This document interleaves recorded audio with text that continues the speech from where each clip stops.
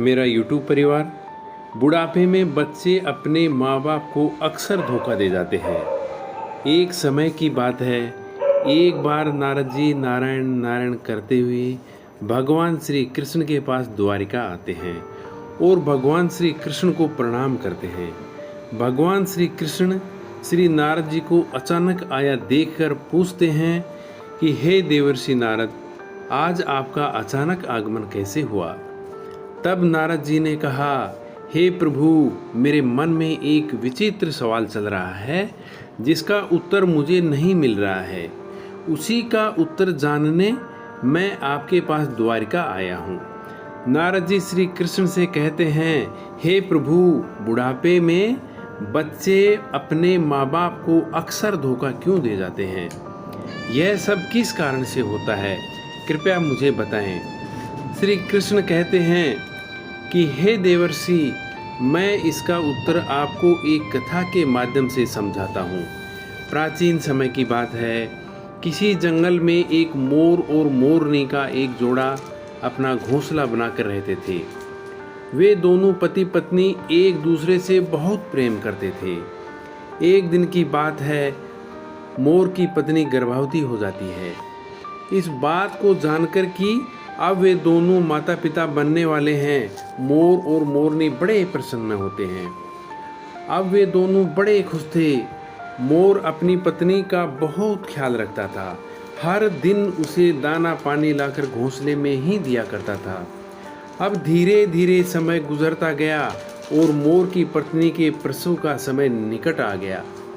अब मोर की पत्नी बड़ी प्रसन्न थी। वह अपने पति मोर से कहती कि अब हमारी संतान आने वाली है। बहुत ही जल्दी मैं अपने बच्चों को जन्म दूंगी।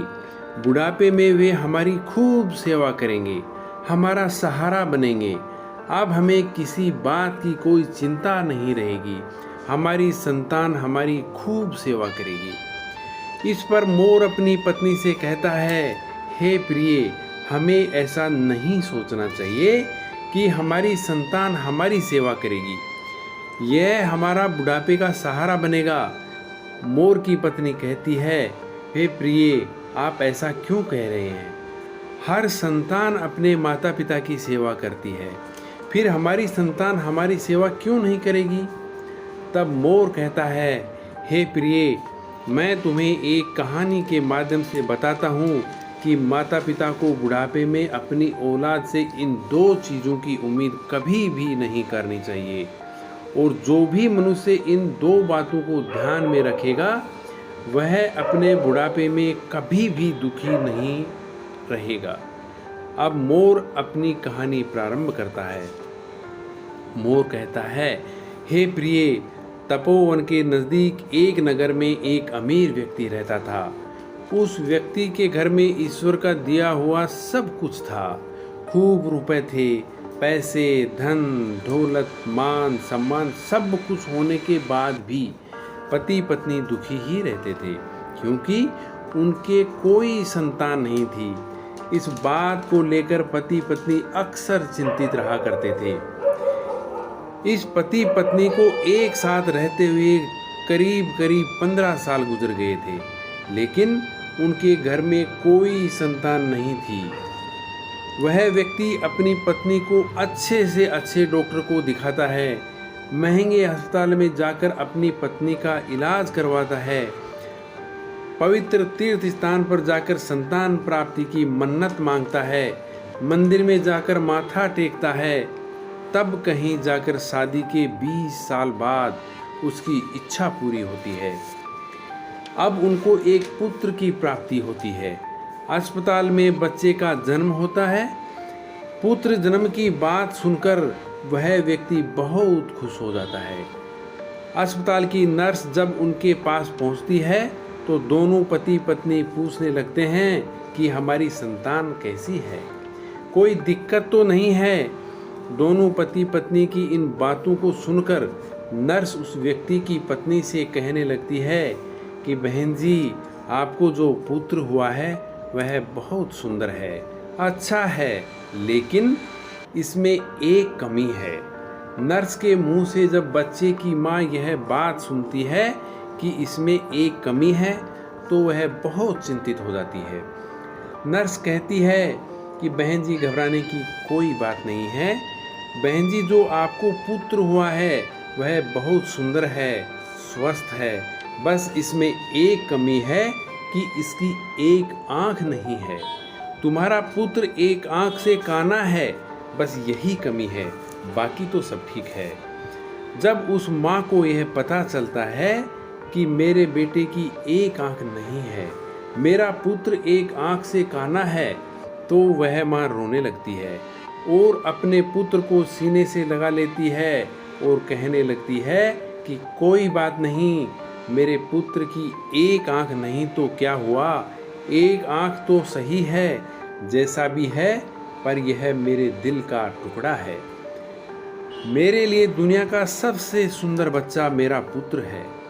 माँ के लिए सभी संतानें बराबर होती हैं, चाहे कोई काला हो, कुरूप हो या चाहे कोई गोरा और सुंदर हो। माँ कभी अपने बच्चों का शरीर नहीं देखती है, वह उनकी आत्मा से जुड़ी होती है। माँ उस बालक को देखकर कहती है, तू कितना सुंदर है मेरा बच्चा। माँ की इन बातों को सुनकर अस्पताल की नर्स की आंखों में आंसू आ जाते हैं।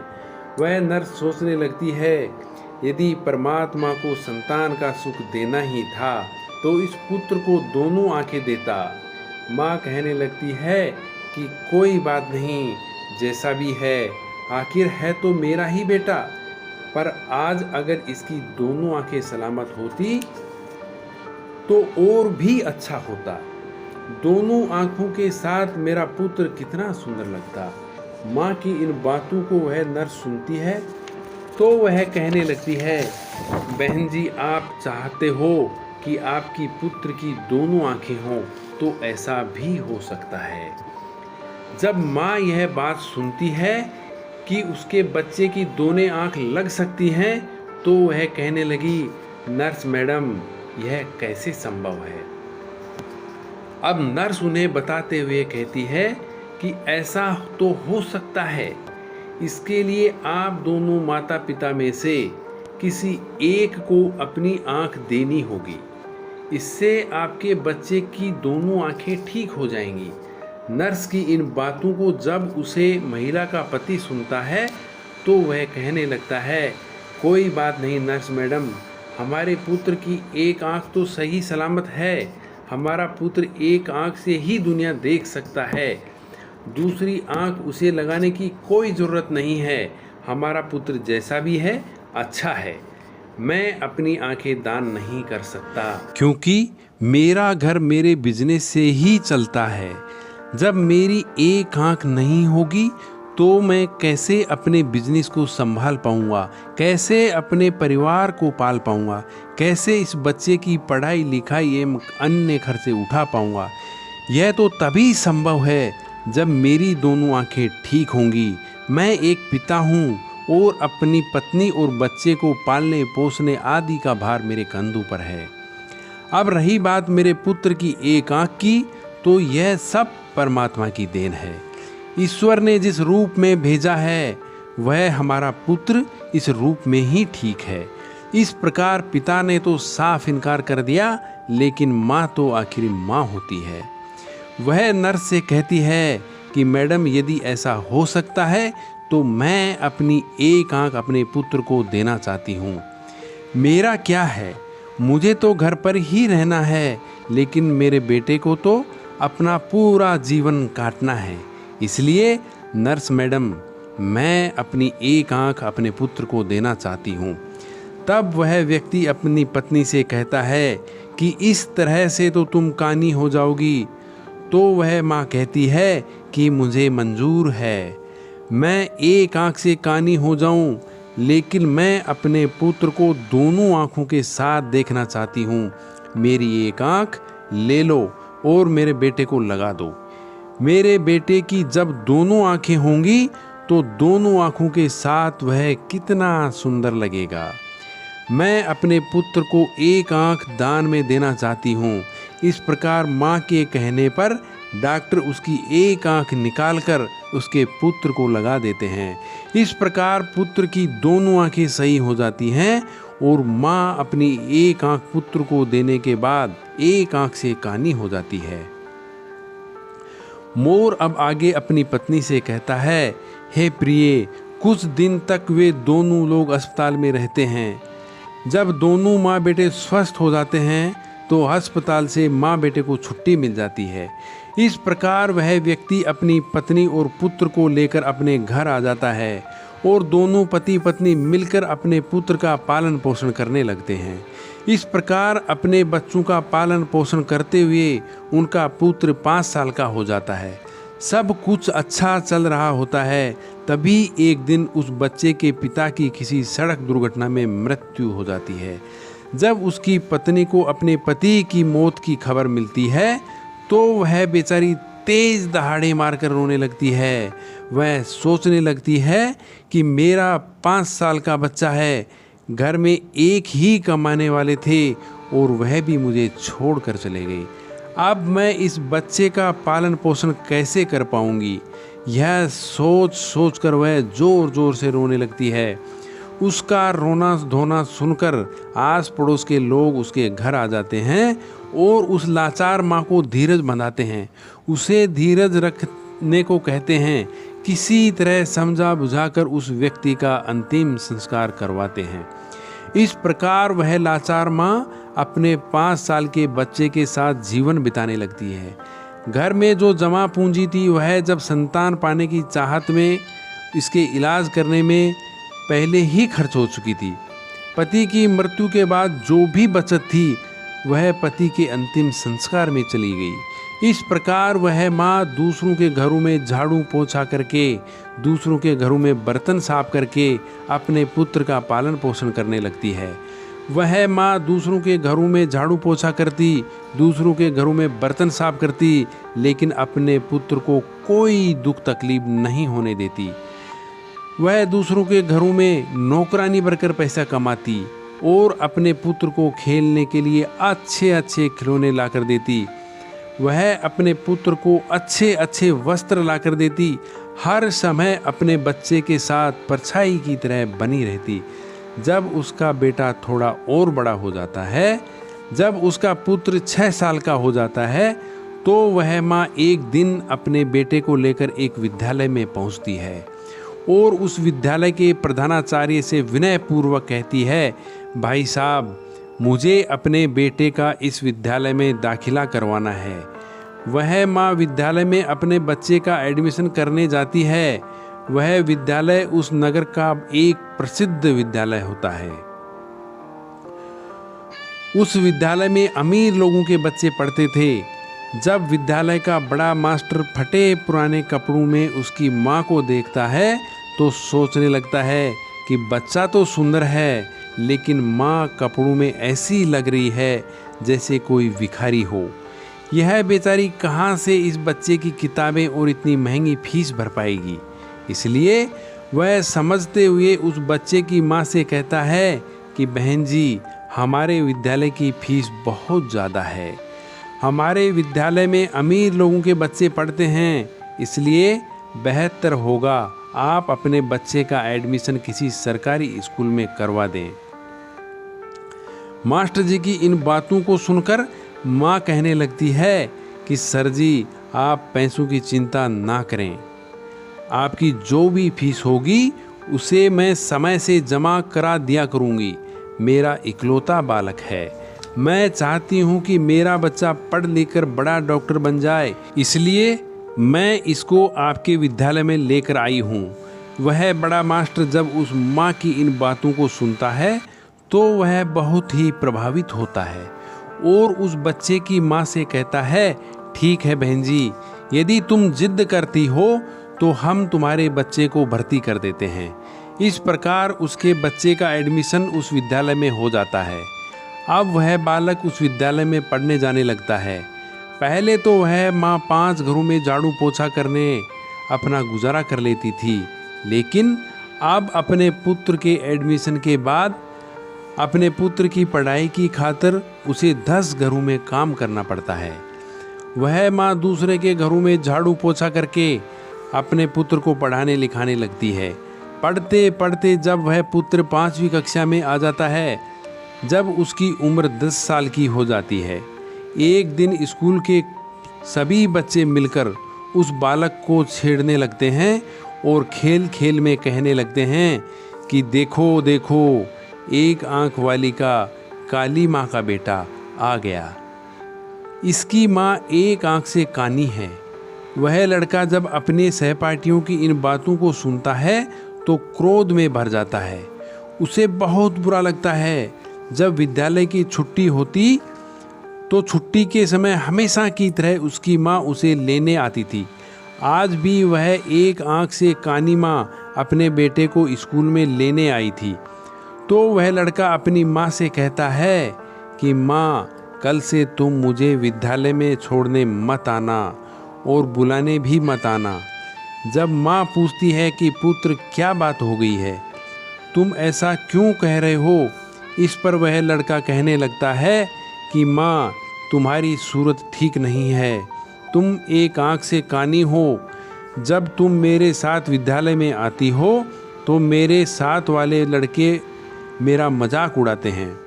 तुम्हारी वजह से मुझे शर्मिंदा होना पड़ता है कि तुम ऐसी हो वैसी हो, इस तरह की बातें करते हैं। वह लड़का अपनी माँ से दुनिया भर की शिकायतें करता है। जब वह माँ अपने पुत्र के मुख से इन बातों को सुनती है तो उसे बहुत दुख होता है, लेकिन अपने पुत्र की इन बातों को सुनकर वह चुप रहती है और अपने पुत्र की बातों को सहन कर लेती है। माँ कहती है, कोई बात नहीं पुत्र, तुम चाहते हो तो मैं तुम्हारे साथ कल से विद्यालय नहीं आऊँगी, लेकिन तुम अकेले विद्यालय में कैसे आ पाओगे। माँ की इन बातों को सुनकर वह पुत्र कहता है, माँ, अब मैं बड़ा हो गया हूँ और अब मैं इस काबिल हो चुका हूँ कि मैं अकेला विद्यालय जा सकता हूँ, इसलिए तुम्हें मेरे साथ विद्यालय में आने की कोई ज़रूरत नहीं है। अपने पुत्र की इन बातों को सुनकर वह माँ कहती है, ठीक है, आज के बाद मैं तुम्हारे साथ नहीं आऊँगी, लेकिन बेटा तुम सावधानी से घर आना। तुम्हारे पिता की भी एक सड़क दुर्घटना में मौत हो गई थी, यह सोच सोच कर मुझे डर लगता है। पुत्र कहता है, माँ तुम चिंता मत करो, मुझे कुछ नहीं होगा, मैं अकेला ही आया जाया करूँगा। उस दिन के बाद से वह पुत्र अकेला ही विद्यालय आने जाने लगता है। जैसे जैसे पुत्र बड़ा होता गया, वैसे वैसे पुत्र के खर्चे भी बढ़ते चले गए। जैसे जैसे पुत्र के खर्चे बढ़ते गए, वैसे वैसे उस पर काम का बोझ भी बढ़ता चला गया। धीरे धीरे समय गुजरता चला गया और इस प्रकार वह लड़का विद्यालय की पढ़ाई पूरी कर लेता है और उसकी पूरी क्लास में उसे सबसे अच्छे नंबर आते हैं। इसके बाद वह आगे की पढ़ाई करने के लिए शहर चला जाता है। जब पुत्र शहर में जाता है तो उधर उसकी माँ जो पैसा कमाती थी वह पैसा कम पड़ने लगता है, क्योंकि पहले तो सिर्फ किताबें और फीस का ही खर्चा आया करता था, लेकिन जब बेटा शहर चला गया तो उसके और भी खर्चे बढ़ गए। लेकिन उस माँ ने हार नहीं मानी। पहले जहाँ 10 घरों में काम करके अपने बेटे का खर्चा पूरा करती थी, वही पुत्र के शहर जाने के बाद वह 20 घरों में बर्तन साफ करने लगी और झाड़ू पोछा करती। दिन भर मेहनत करती और मेहनत करते करते रात के 11 बज जाते, तब जाकर वह बेचारी माँ अपने पुत्र के लिए महीने का 5,000 रुपये भेज पाती थी। वह इसलिए इतनी मेहनत करती थी कि एक दिन जब उसका बेटा पढ़ लिख कर बड़ा डॉक्टर बन जाएगा तो मुझे सुख मिलेगा, एक ना एक दिन मुझे भी आराम मिलेगा। आज मेरी मेहनत से मेरा बेटा डॉक्टर बन जाएगा तो मेरे बेटे के साथ रहकर मैं भी सुखी रहूँगी। इसलिए वह माँ खूब मेहनत करती थी और 20 घरों में काम करके अपने पुत्र के लिए पैसा भेजा करती थी। इस प्रकार मेहनत करते करते समय से पहले ही वह बूढ़ी हो जाती है। धूप में उसका रंग काला पड़ जाता है, लेकिन वह अपने पुत्र को कोई दिक्कत नहीं होने देती। मोर आगे अपनी पत्नी मोरनी से कहता है हे प्रिय, जब ऐसे ही कुछ दिन और बीत जाते हैं तो उस माँ को एक दिन एक पत्र मिलता है। उसमें लिखा होता है कि माँ, मैं शहर में एक बड़ा डॉक्टर बन चुका हूँ। अब तुम्हें मेरे लिए पैसे भेजने की ज़रूरत नहीं है। जब उस माँ को यह पत्र मिलता है कि मेरा बेटा डॉक्टर बन गया है तो वह बहुत खुश हो जाती है और सोचने लगती है कि पति के जाने के बाद यह मेरा बेटा ही तो मेरा सहारा है, और मेरी जैसी इच्छा थी कि मेरा बेटा डॉक्टर बन जाए तो वह इच्छा भी पूरी हुई। उस माँ के इस बेटे ने यह बात माँ को पत्र लिखकर बताई थी कि माँ, मैं डॉक्टर बन गया हूँ, लेकिन वह बेटा अभी तक गांव में अपनी माँ से मिलने नहीं आया। जब उस बूढ़ी माँ को यह पत्र मिलता है तो वह बूढ़ी माँ पूरे गांव में मिठाइयाँ बंटवाती है और सारे गांव के लोगों को बड़े गर्व से बताती है कि उसकी मेहनत सफल हो गई। उसका बेटा अब डॉक्टर बन चुका है।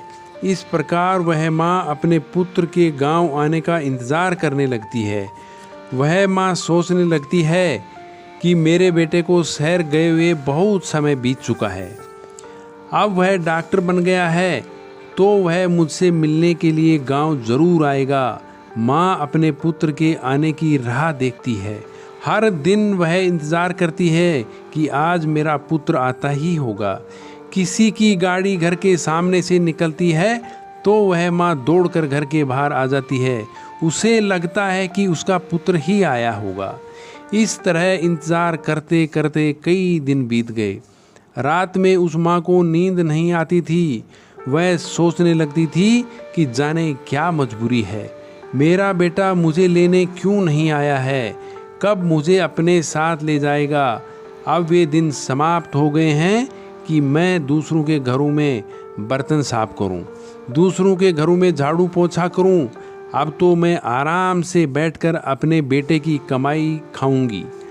अब तो मेरे बेटे के घर में नौकर चाकर भी होंगे, गाड़ी बंगले भी होंगे।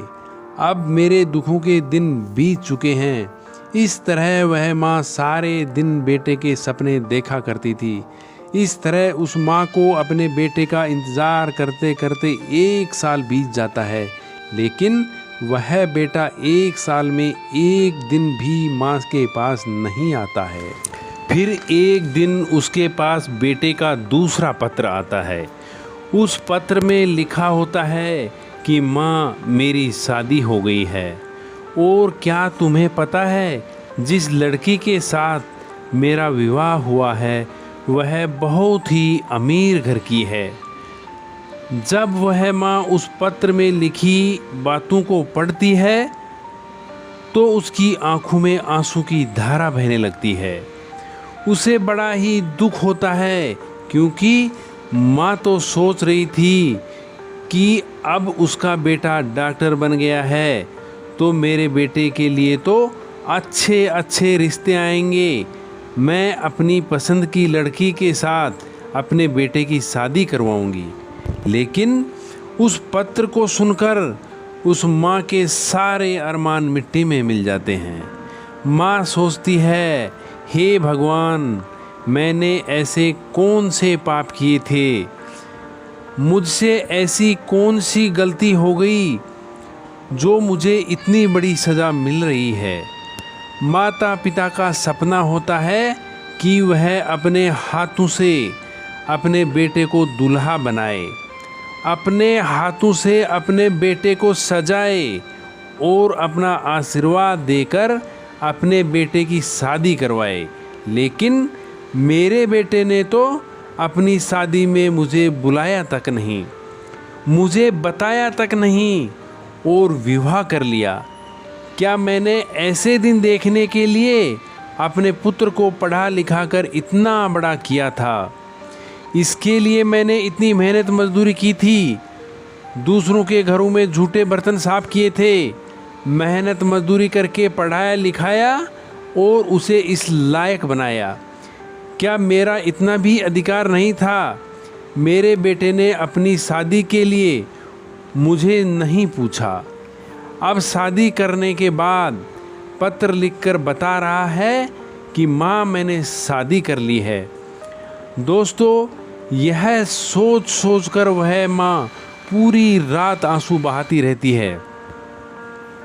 इतना होने के बाद भी माँ अपने पुत्र को दुआएं देती रही, रोते रोते सो जाती। दोस्तों, उस माँ के मुंह से फिर भी अपने बेटे के लिए आशीर्वाद ही निकलता।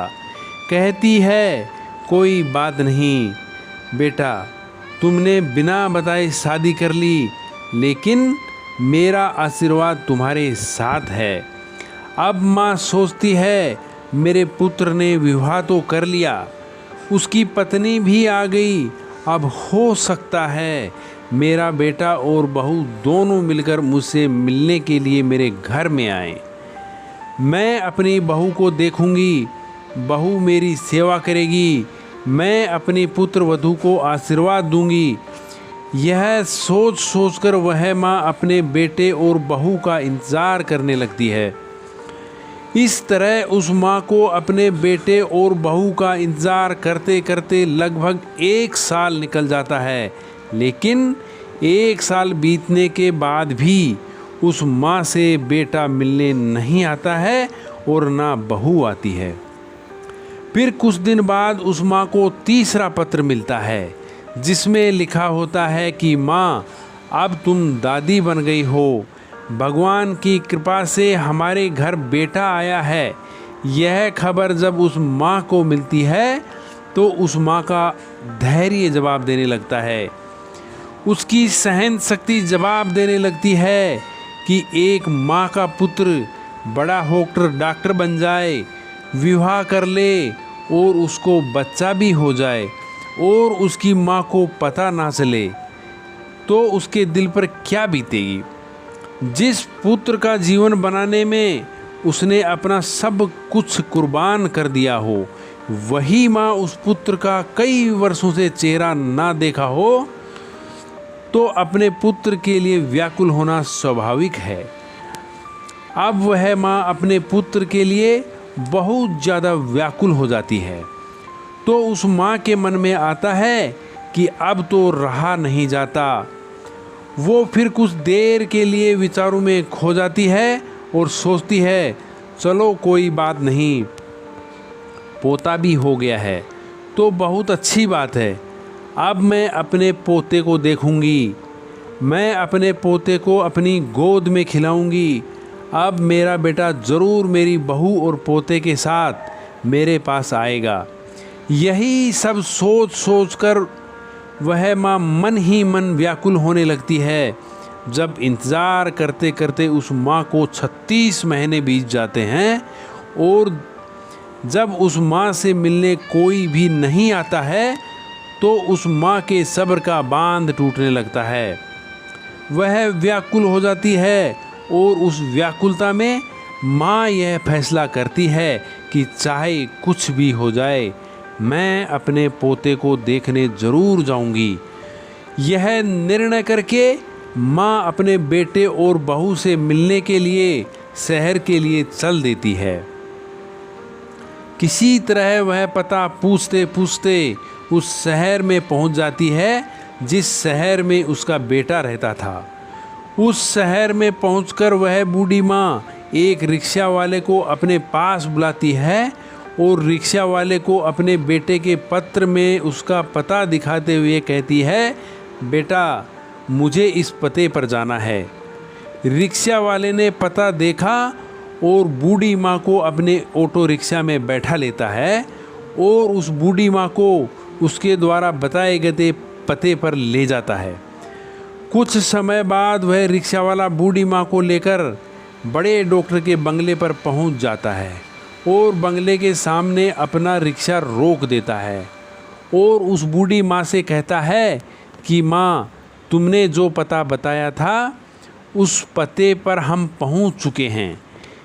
यह जो सामने बंगला है, यहीं रहते हैं डॉक्टर साहब।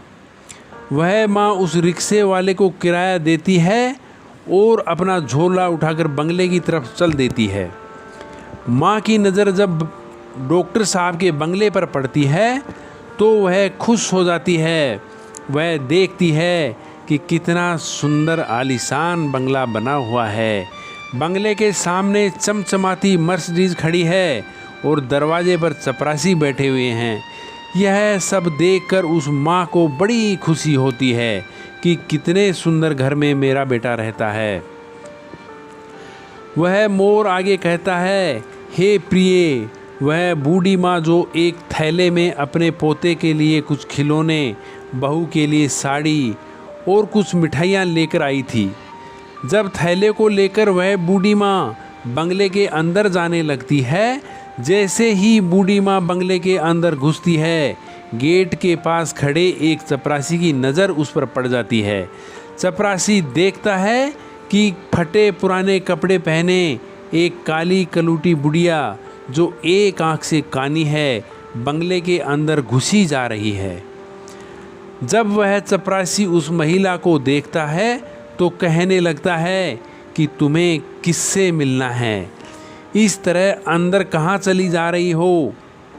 चपरासी के ये शब्द जब उस माँ के कानों में पड़ते हैं तो वह माँ एकदम से रुक जाती है और चपरासी से कहती है कि यहाँ पर मेरा बेटा रहता है, मेरे बेटे के पुत्र हुआ है, इसलिए मैं अपने पोते को देखने के लिए आई हूँ। चपरासी उस माँ को डांटते हुए कहता है, बुढ़िया, तूने कभी अपनी शक्ल देखी है? तुम्हें पता है कि यह बंगला किसका है? यह एक बड़े डॉक्टर साहब का बंगला है। तब वह माँ कहने लगती है, मुझे पता है, यह डॉक्टर साहब का बंगला है और जो तुम्हारे डॉक्टर साहब हैं वही मेरे पुत्र हैं। वह चपरासी कहने लगता है, अरे बुढ़िया, तुम गांव देहात की महिला, ना तुम्हारे कपड़े ठीक हैं, न तुम्हारी शक्ल ठीक है, डॉक्टर साहब तुम्हारे बेटे कैसे हो सकते हैं। जब यह बात पास में खड़ा हुआ एक दूसरा चपरासी सुनता है तो वह भी उसके पास पहुंच जाता है। जब उसे पता चलता है कि यह बुढ़िया कह रही है कि वह डॉक्टर साहब की माँ है, तो वह चपरासी उससे पूछने लगता है कि माँ, आपके पास कोई प्रमाण है जिससे हम ये पता कर सकें कि तुम हमारे डॉक्टर साहब की माँ हो। जब वह माँ उस दूसरे चपरासी की इन बातों को सुनती है तो तुरंत ही अपने पल्लू में बंधा हुआ वह पत्र उस चपरासी को दिखाती है जो उसके पुत्र ने अपनी माँ को भेजा था। जब चपरासी उस पत्र को खोलकर देखता है और भेजने वाले का पता देखता है तो उस बूढ़ी माँ से माफ़ी मांगने लगता है और कहता है, हे माता, हमें माफ़ कर दो, हमें नहीं पता था कि तुम डॉक्टर साहब की माँ हो। अब वह माँ कहती है कि चलो कोई बात नहीं, मैं तुम्हें माफ़ कर देती हूँ, मुझे बताओ कि मेरा बेटा और बहू कहाँ पर हैं। तब वह चपरासी दूर से इशारा करते हुए कहता है कि ऊपर जो कमरा दिख रहा है वह तुम्हारे बेटे का कमरा है और वह अभी इस समय घर पर ही है। अब वह माँ अपने सामान को यह सोचकर नीचे रख देती है कि सामान को तो मैं बाद में ले जाऊंगी और पहले अपने पोते को देख लेती हूँ, बहू को देख लेती हूँ। बूढ़ी माँ अपने पोते को देखने के लिए जल्दी जल्दी सीढ़ियाँ चढ़कर घर के अंदर पहुँच जाती है। जैसे ही वह माँ घर के अंदर आती है तो वह देखती है कि घर के आंगन में पालना रखा हुआ है और उस पालने में उसका पोता झूल रहा है। जैसे ही उस बूढ़ी माँ की नज़र अपने पोते पर पड़ती है तो वह दौड़कर पालने से अपने पोते को उठा लेती है और अपने पोते को सीने से लगाकर दुलार करने लगती है। जब वह बूढ़ी माँ अपने पोते को गोदी में लेकर दुलार करने लगती है तो बच्चे की नींद टूट जाती है और वह ज़ोर ज़ोर से रोने लगता है।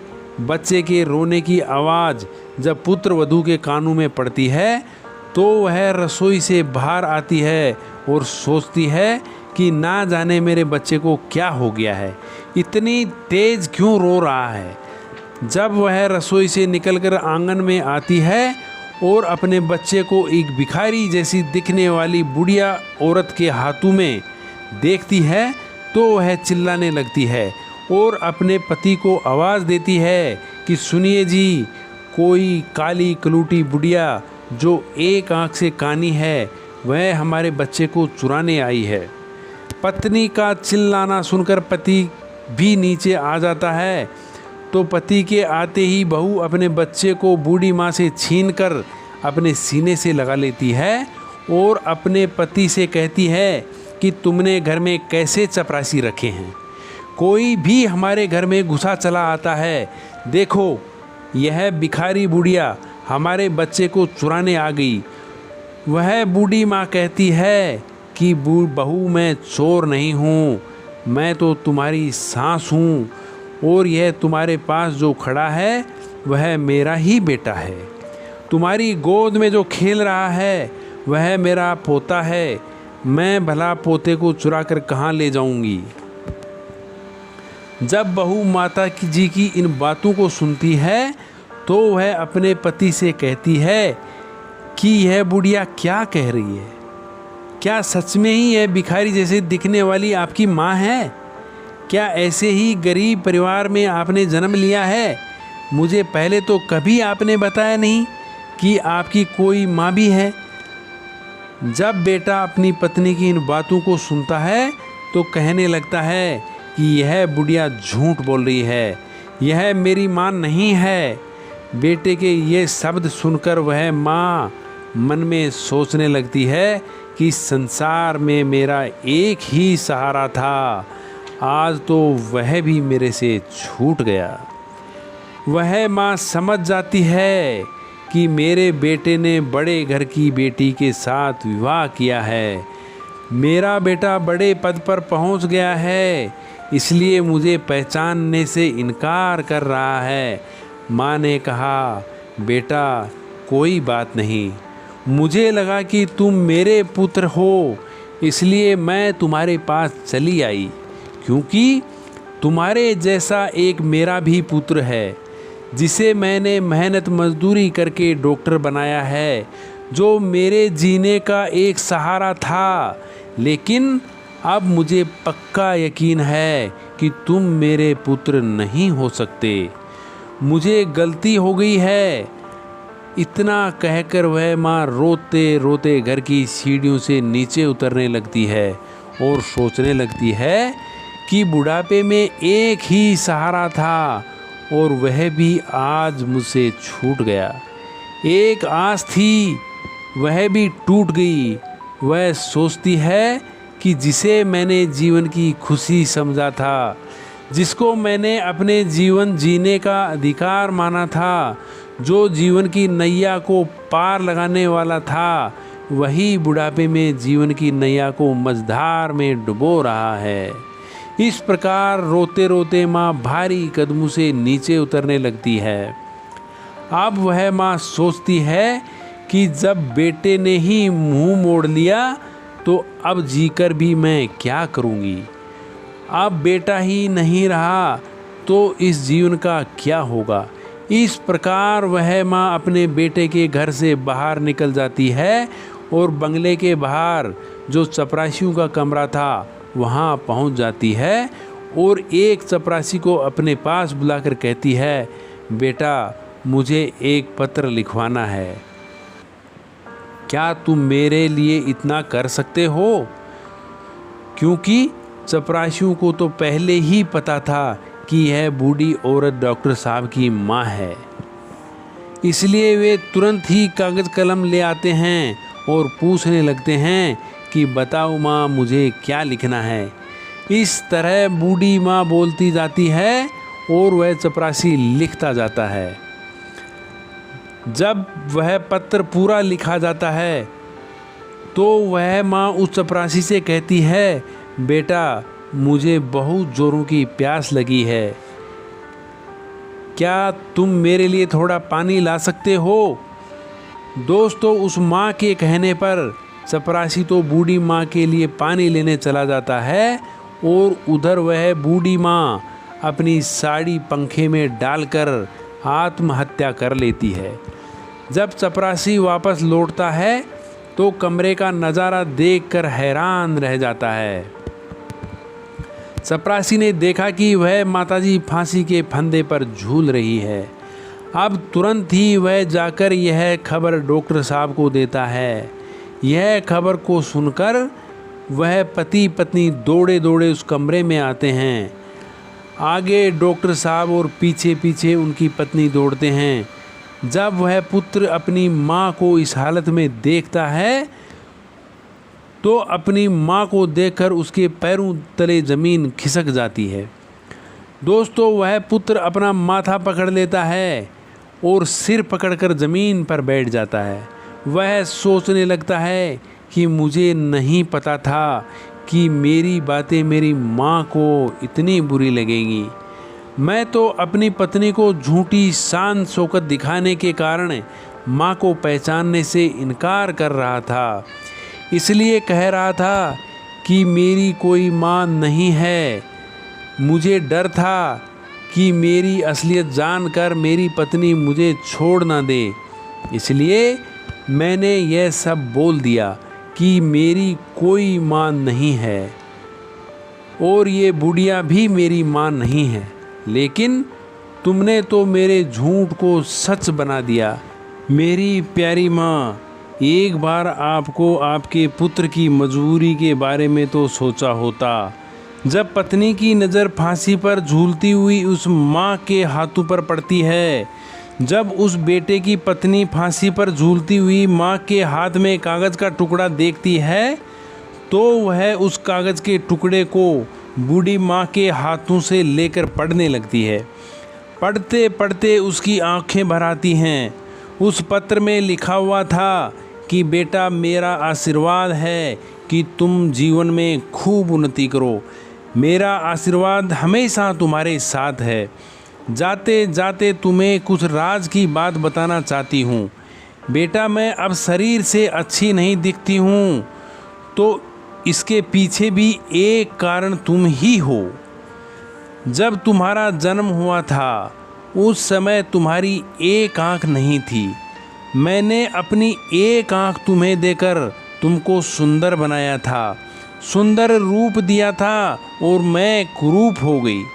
और इस कुरूप चेहरे से तुम नफरत करते हो क्योंकि मैं कानी हूँ और दूसरा मेरा रंग काला है।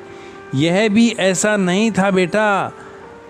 आज तुम जिस मुकाम पर बैठे हो उस मुकाम पर तुम्हें पहुंचाने के लिए मैंने दिन रात मेहनत की।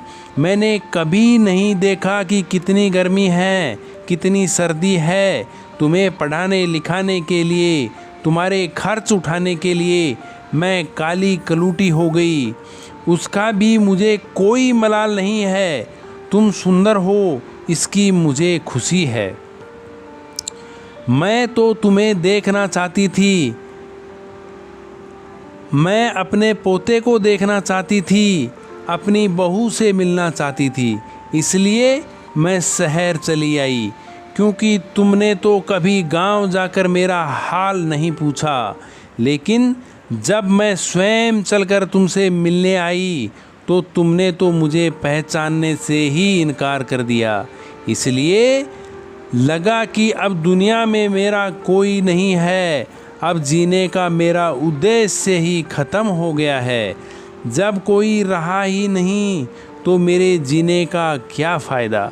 बेटा, जाते जाते ईश्वर से प्रार्थना करती हूँ कि तुम सदा खुश रहो, तुम्हारी संतान खुश रहे। दोस्तों, जब उस बेटे की पत्नी यह पत्र पढ़कर अपने पति को सुनाती है तो उस बेटे का सिर शर्म से नीचे झुक जाता है। उसे अपने आप से घृणा होने लगती है कि जिस माँ ने मेरी ज़िंदगी बनाने में अपना सब कुछ न्योछावर कर दिया, वही माँ आज मेरी चौखट पर मुझसे मिलने आई तो मैंने एक गिलास पानी तक नहीं पूछा। इस प्रकार दोनों पति पत्नी अपनी गलती के लिए उस मरी हुई माँ से माफ़ी मांगने लगते हैं। लेकिन अब क्या हो सकता था, वह माँ तो उनकी माफ़ी सुनने के लिए वहाँ मौजूद नहीं थी। उनसे बहुत दूर जा चुकी थी। जहाँ से कोई नहीं आता। दोस्तों, अब डॉक्टर साहब के जीवन में सिर्फ पछतावा ही रह गया था। कैसी यह दुनिया है, कुछ लोगों के जीवन में माँ नहीं होती तो वह सारे जीवन माँ के लिए तरसते हैं, और जिसके जीवन में माँ होती है तो वह उस माँ की बच्चे कदर नहीं करते। मित्रों, पत्नी और बच्चे दोबारा मिल सकते हैं, परंतु माँ जिंदगी में दोबारा कभी नहीं मिल सकती। एक संतान ही माता पिता को जीवन का सहारा होती है, बुढ़ापे की लाठी होती है। ऐसे में जब बेटा ही अपने धन के नशे में, अपने पद के मद में माता पिता को पहचानने से इनकार कर देता है, या अपने माता पिता को भुला देता है, या घमंड में आकर उनका अपमान कर देता है, तो दुनिया में माता पिता को सबसे बड़ा दुख ऐसे ही बेटों से होता है। माता पिता अपनी संतान का भविष्य बनाने के लिए, उन्हें सफल बनाने के लिए अपना पूरा जीवन लगा देते हैं, और जब वही संतान धन और पद के नशे में अपने माँ बाप का अपमान करते हैं तो उन्हें अत्यंत असहनीय पीड़ा होती है। दोस्तों, मोर आगे कहता है, हे प्रिय, यदि आपके माँ बाप हैं तो उनका आदर करना चाहिए, क्योंकि बच्चों की सफलता में माँ बाप का ही योगदान होता है। कुछ मूर्ख बच्चे पूछते हैं कि माँ तुमने हमारे लिए क्या किया है। अरे मूर्ख बच्चे, जो कुछ किया है माता पिता ने ही तो किया है। तुमको बनाया, तुमको पढ़ाया, तुमको लिखाया, तुम्हें पालने में दुख उठाए। माता पिता को भूलकर तुम तो अपने आप को भूल गए हो। बच्चा यह भूल जाता है कि माँ बाप के अतिरिक्त दुनिया में दूसरा कोई उसका भला चाहने वाला नहीं है। माता पिता मर के भी तुम्हारा भला ही चाहेंगे, और सब लोग जो तुम्हारे अपने होने का दावा कर रहे हैं वह सिर्फ एक निश्चित समय तक और एक मतलब तक ही तुम्हारा भला चाहते हैं। लेकिन माता पिता बिना स्वार्थ के जीवन भर तुम्हारा हित चाहते हैं। दोस्तों, मोर आगे कहता है, हे प्रिय, एक पुत्र को जन्म देने में एक स्त्री अपनी सुंदरता खो देती है, लेकिन वही पुत्र जब जवान होता है, जब उसकी शादी हो जाती है, तो वही पुत्र अपनी पत्नी की सुंदरता में अपने माता पिता को खो देता है। माता पिता अपनी संतान के सुखों के लिए सब कुछ त्याग देते हैं, लेकिन जब बच्चे बड़े हो जाते हैं, कुछ देने के काबिल हो जाते हैं, तो हमें क्या देते हैं? सिर्फ और सिर्फ आंसू देते हैं, लाचारी देते हैं, दुख देते हैं और अकेलापन देते हैं। मित्रों, जो संतान माता पिता को सिर्फ इसलिए भुला देती है कि उनके बुढ़ापे को देखकर आपके मित्रों में आपकी इज्जत कम हो जाएगी, तो यह उनकी सबसे बड़ी भूल है, सबसे बड़ी गलती है। मित्रों, श्री कृष्ण जी आगे कहते हैं, उम्र के इस पड़ाव पर पहुंचने के बाद आपकी और आपके मित्रों की भी यही हालत होगी। आपका भी रूप और जवानी इसी तरह की हो जाएगी। आपके भी उस रूप को देखकर लोग आपसे नफरत करने लगेंगे। प्रिय मित्रों, श्री कृष्ण जी आगे कहते हैं, हे प्रिय, जवानी में माता पिता को औलाद से किन किन चीज़ों की उम्मीद भूल कर भी नहीं करनी चाहिए, इनको आप ध्यान से सुने। नंबर 1, आपकी औलाद आपके बूढ़े होने पर आपका सहारा बन सकती है। इस बात की उम्मीद बिल्कुल भी ना करें। इसलिए पहले से ही अपने आप को मजबूत बनाकर रखें, अपने आप को स्वयं संभालने में समर्थ बनाएं, कुछ जमा पूंजी जरूर इकट्ठी करके रखें। नंबर 2, कभी इस बात का भ्रम न रखें कि आपकी संतान आपको नहीं भूलेगी। पत्नी और बच्चों के प्रेम में पड़कर पद प्रतिष्ठा के नशे में वह आपको भूल जाएंगे। इसलिए उनसे उतनी ही उम्मीद रखिए जितनी उनके दूर होने पर आपको दुख ना पहुँचे। मित्रों, हमारी आज की यह कहानी यहीं समाप्त होती है। हम उम्मीद करते हैं कि आपको हमारी आज की यह कहानी पसंद आई होगी और आप इससे ढेर सारी प्रेरणा लेंगे। तो दोस्तों, आपने आज के इस वीडियो से क्या सीखा, यह कहानी कैसी लगी, हमें कमेंट करके ज़रूर बताएं। जय श्री कृष्ण।